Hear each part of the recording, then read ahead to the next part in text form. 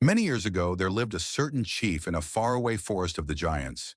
He ruled over a small village called Sraha. The people of Sraha hated him so much that they always wished him dead. The name of the chief was Pharaoh Ramses. What really hurt the people most was how he murdered the previous chief who was kind and wise. As custom demands in those days, all subjects in the village were expected to present a basket full of foodstuffs to the chief at the end of every harvest period. On such occasions, the chief receives vegetables like pepper, onion, tomato, and garden eggs from the people. He was also given grains like millet, rice, and maize. This foodstuff surrounds the chief as he sits on his throne. This has been the custom of the people for a long time until something happened during a particular harvest season. On this particular year, the rains did not come early. The crops began to wither and food became very scarce in the entire village. When the rains came later, the crops have already withered.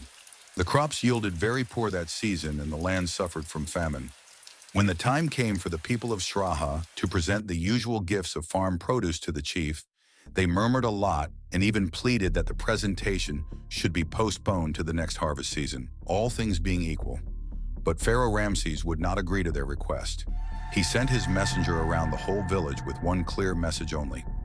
I, Pharaoh Ramses, the chief and ruler, duly order you to send your seasonal harvested gifts to my parlor before the end of the week. Any subject who fails to present the gift will be punished according to our customs and traditions. Because the people were afraid of the punishment of being banished from the village, they gathered all the food they could lay hands on and sent it to the chief's palace. After a careful inspection of the presents, Pharaoh Ramses was not pleased. He therefore called for a meeting of the people in the village. The people had attended such meetings in the past and not on Saturdays when everyone in the village goes to the farm. The meeting grounds were very calm.